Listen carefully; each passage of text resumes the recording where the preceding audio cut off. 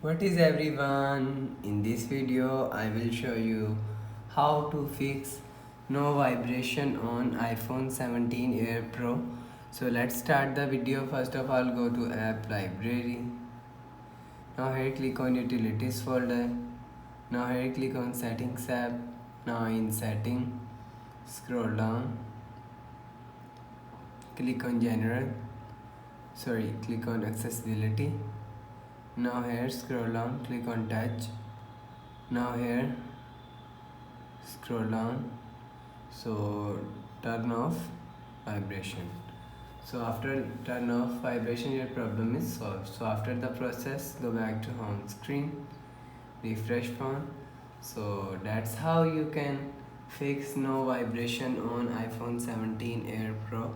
So if you like the video, please subscribe. Thanks for watching.